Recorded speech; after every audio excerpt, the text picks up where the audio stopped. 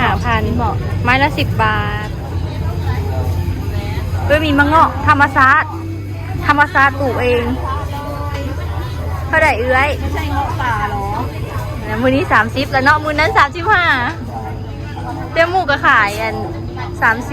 30ถูกบอกบ้านเฮาก็ปลูกมะเงาะได้แล้วพี่น้องปลูกได้แล้วพี่น้องเฮากับซื้อมาปลูกแล้ว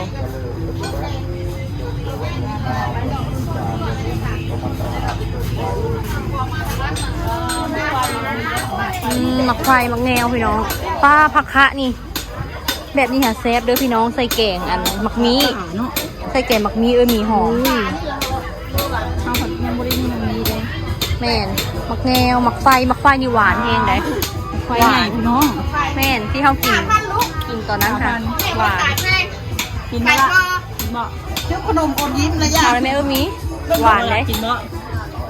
นี่ตัวนี้ใหญ่นี่ตัวหนึ่งเนาะหวานเหรอวะเนาะซิมได้บ่ไม่ได้หวานเป็นไรฮะดิสื่นตานอนยังเหรออยู่เด็ดนี่ดิสื่นตานอนดิง่วงกันเลยอะไรเนี่ยปลาข้อปลาอะไรปลาข้อนี่ดูผิดดูสีดำนี่แมงดาทงเท่าไรนี่ทงมา10,000จักโตค่ะ3 โต30,000พี่น้อง30 โตละ20 บาทพี่น้องแมงดา3 โตโตละ8ก็ได้บ่3 โตค่ะ20,000บ่ได้บ่โตแล้วค่ะเป็ดเท่าไหร่3 โต3 เป็ดเขาขายคู่บ่คู่กับมีตัวแม่กับมีตัวเยอะคู่2 3 โตแมงดาหอยอะไรหอยนาหอยปังหอยนาพี่น้องหอยนาหอยปังหอยนั่นดิหอยโป้หอยโป้พี่น้องภาษาบ้านหอยปลากว้างเจ้าหอยปลากว้างดิปลานิ่มนี่ตัวเดียวเขาลองกับปลากดนี่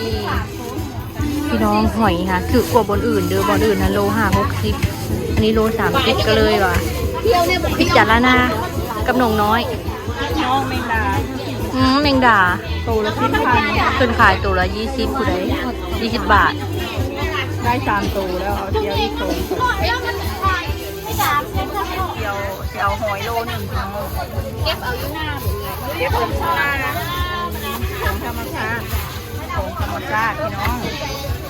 ทำหน่วยใหญ่บ่น้องสุดเดียวบอกอยากได้หน่วยใหญ่อยู่ได้เอาไปต้มเนาะต้มตำหุ่งเมื่อกี้นี้คุณน้องจานเท่าไหร่บอกเห็ดพ่อผ่าที่เลยพ่อผ่ากับมีพ่อหนังคนเดี่ยวพี่น้องพ่อผ่าพ่อหนังตัวละ80 บาทประมาณ80 บาท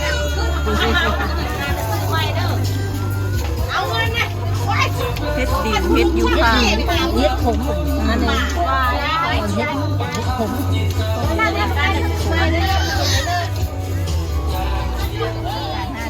พี่น้องเฮ็ดยังนี่น้องเดียวเฮ็ดนางงัวแซ่บได้เฮ็ดดินคือเคยทานไข่ดอกแม่เอาไปไข่แม่เฮ็ดไข่เฮ็ดนางงัวนะเฮ็ดดินเฮ็ดนางงัวดินเฮ็ดนางงัวพี่น้องสามีคิดว่าเฮ็ดไข่แม่แค่100,000พี่น้อง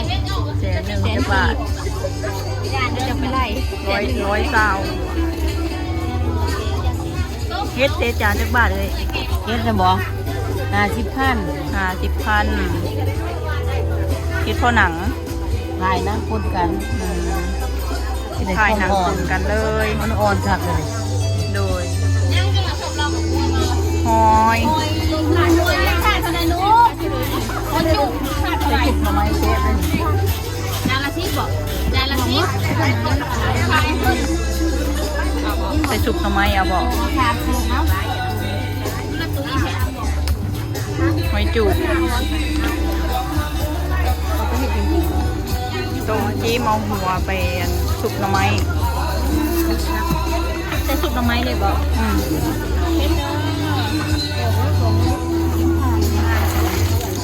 20 บาทพี่น้องนี่ก็หอยมีขึ้นจะหอย5,000ขาย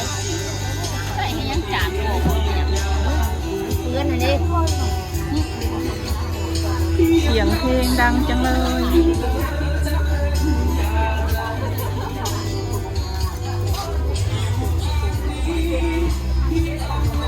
เห็ดเพาะ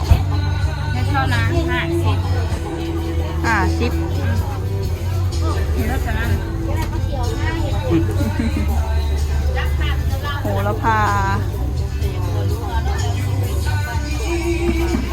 มีพับเป็นนวลใหญ่เนาะ เนาะใหญ่ ก่อนเนาะก่อนเราเบิ่งเฮ็ดหนังงอนนี่หลาย หลายแหง มีคิดว่าเฮ็ดเฮ็ด ไข่ ไข่บ่แม่นบ่ไปชาติก้นก็ได้เฮ็ดกัน คือกันเนาะ กันแน่พวกหลายนี่ โอ้ออกหลายอะไร ปลาดุกเด้อมีปลาดุกหน้าได้ ได้ ก็ อัน เลย นี้ นี่ค่ะก็เลย70พี่น้อง เป็นจามแซ่บเลยค่ะ ได้กันแดงยังบ่ได้มีเอามาจากบ้านได้นี่ค่ะบ้านสิไข่มาจากบ้านสิไข่พี่น้อง ได้หอยเพิ่น เปลี่ยนก็มีตกจะปลาไหลได้โบโลนึงมันจะโบได้แล้ว ขายเป็นถุง โลเท่าไหร่เนี่ยมันเท่าไหร่จะถึงที่ไหนแม่ที่ใครผู้ใดคนขายโอ้ยคนขายกันแล้วเนาะเท่าไหร่เลยนี่โลแสนโล100,000พี่น้องแต่ว่าโล1บ่นี่ค่ะถุงละโลพี่น้องเลย อืม เป๊ะเลยโลเป๊ะมีครับปีนะ ออกใช้ ที่โลอันนี้แค่ข้อฝ่ายเป็นผ่าทานไหนผ่าหาซีดเนี่ยอยากเอาไล่ตัวใหญ่อยากแก่แก่เดือบแล้วมันว่าหาซีดเขาขายได้ตัวนี้เอาเลยเจ้าขี้เกียจ พี่น้องแมงจุดจี พี่น้องนักบัว แมงจุดจีปลากิโลออกละตัวเกียวกิโลออกละได้กิโลน้อยกิโลน้อย เฮ็ดใหญ่มันเฮ็ดอัน เห็ดอย่างเลื่อน เฮ็ดอันยังก็กินเฮ็ดมันเฮ็ดกินเฮ็ดบ่นี่ค่ะ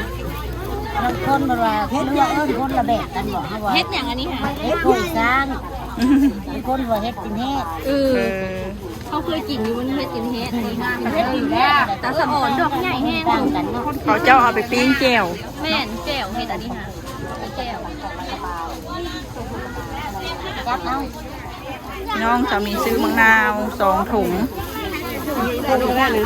มากินมะนาว น้าบ่ แต่มันจะออกดอกเก็บมาล่ะ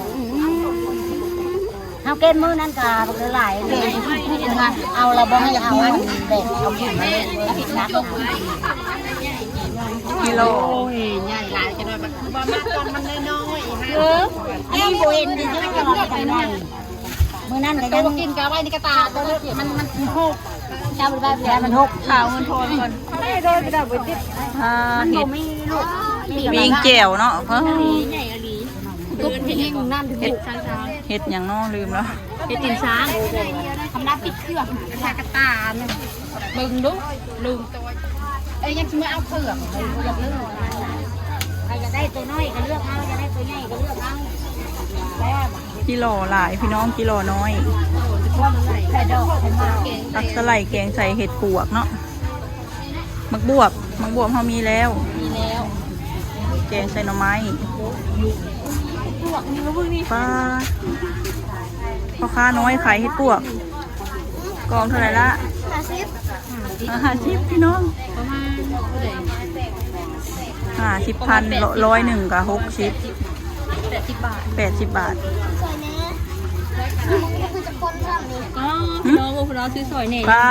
นี่เดนี่ในกระยังเพื่อนพี่มาทายเมือ มา ซะ จากบ้านใดล่ะบ้านอย่างมาจากบ้านใดเฮ็ดมาจากเซโนอ้าวมาจากเซโนผู้ ออกมาจะเซโนผู้พี่น้อง มาจากพุทธนี่ค่ะ มาขายไก่แท้ แม่นแม่ บ้านเดียวกันเลยเฮาหา เพื่อนก็มาเขาน้ำม่วงเลยมา เดียว เพราะจะมากันมานี่ หันไทยบ้าน โดนมาได้3 ปีแล้ว อ้าว อ้าว เลาะมันก่อนเด้อ บอกเก่งขนาดพ่อค้าก็ได้ มาจากเซโนหัว เห็ดพี่น้องเห็ดปวก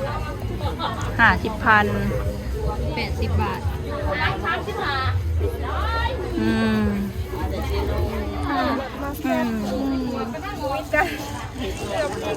เขาก็ยังหลีกตำรวจนั่นแหละพอไปหลีกไปแล้วแต่ ไปหลอกมึงก่อนเฮาก็ได้พี่น้องมีกระเดือนำอีลอกหรือว่ากระเดือนี่แหละอีลอก10,000เขียนเหลืองเขียดเหลืองปลาพี่น้องเขียดเหลืองปลาไข่เต็มท้องเลยล่ะไข่มันบอกเลยไข่ไข่เลยนี่อันนี้เราเขียนหน้าก่อน มีเซิร์ฟของ 3 หาบได้ปะ2ได้เอาไม่ละเอาไปต้มเอาไข่ได้ท้องตึงเลยนี่มันบอกให้เพื่อนซ้อนถุงให้ละ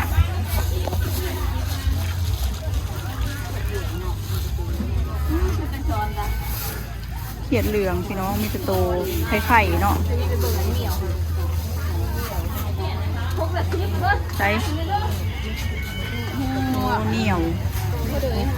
50พิวเหนียว50,000รวมเลยเสียเรียบร้อย พี่น้องมีข้าวหมักทุเรียนโล90ปลากดปลาเชื่อมปลากดปลาเสื่อม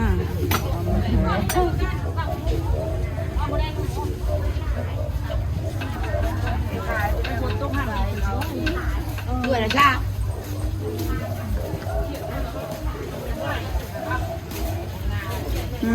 หวานโจด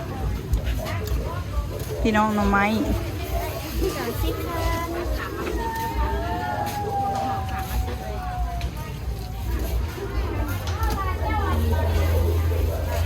เขียนยังไง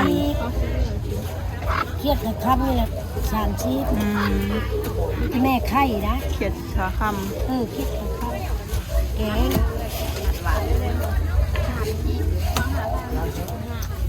พี่น้องมังนัด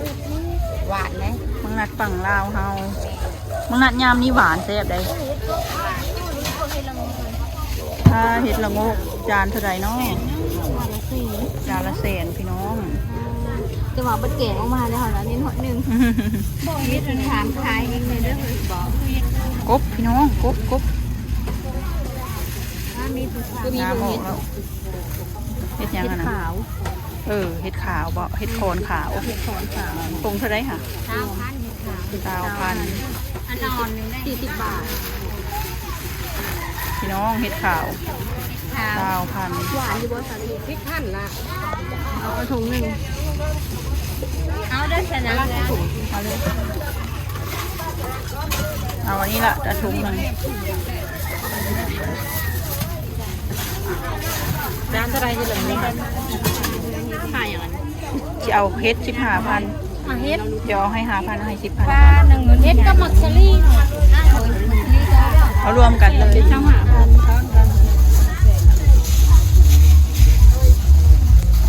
น้องตัวเกียวกำลังสิซื้อหมากริมไม้พี่น้องลิ้นป้าอ่อน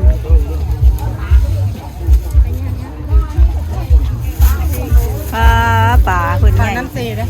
ปลาน้ำเซพี่น้องปลากดปลาเสื่อมปลาเนื้ออ่อนปลานางอ่อนปลาเครื่องเนี่ยไปก้อยปลาเครื่อง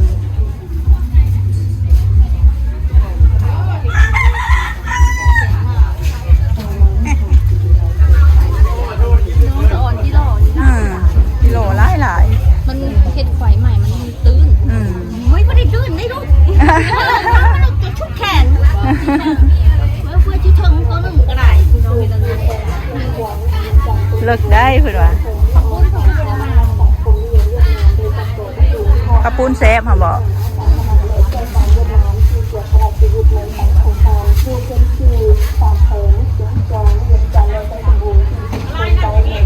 พี่น้องของหวาน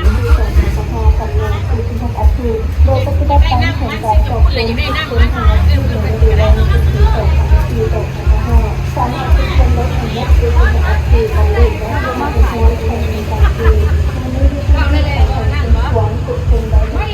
ี่น้องขบุนลาวขายเป็นสุดแบบนี้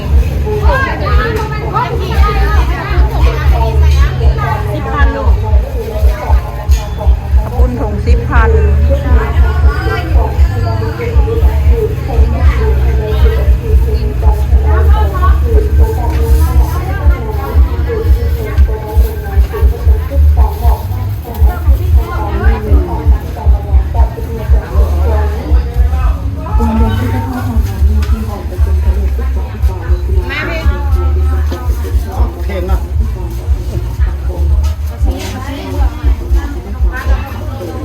ขนมทอด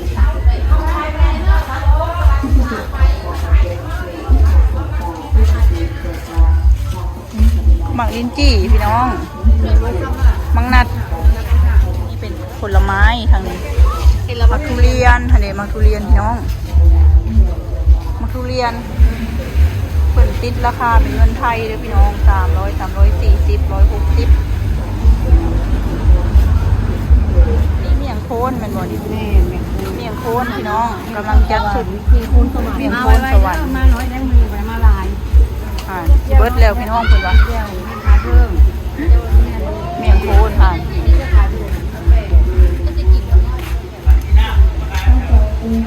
ทุเรียน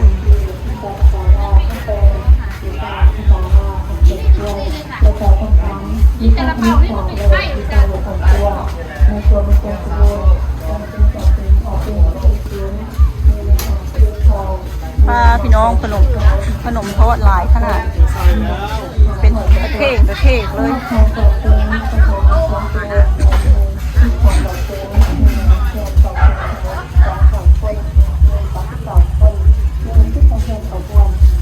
ชิ้นงัวพี่น้องชิ้นงัวเนื้อวัว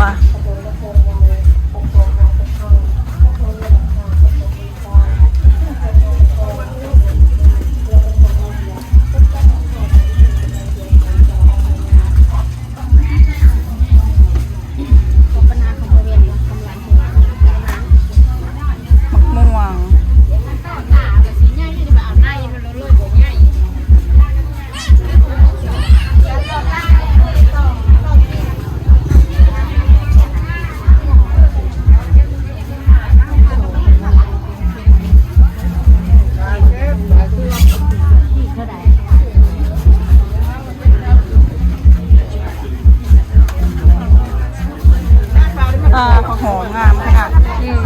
ขนาดว่ายำผุ่นเลยฉันเอาแต่เล็กเลย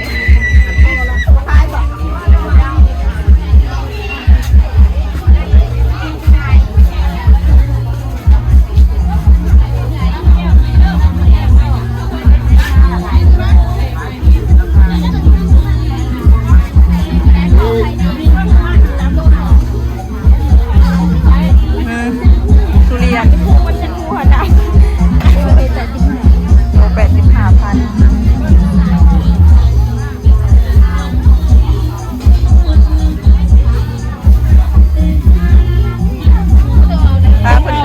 ดีๆนะคะตัวเกียวเฮ็ดนะ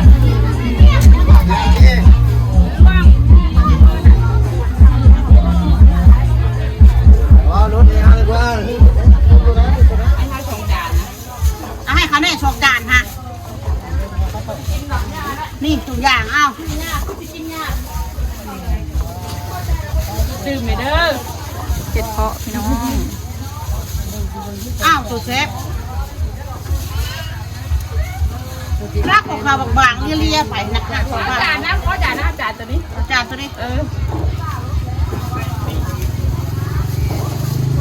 มือมึงไปหามาให้กูเด้อชัวร์จะตายนี่ไปทางพี่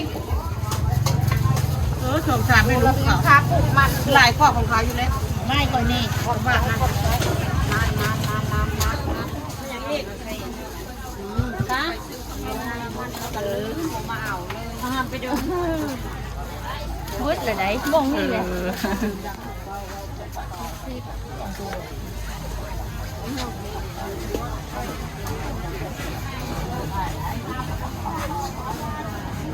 เ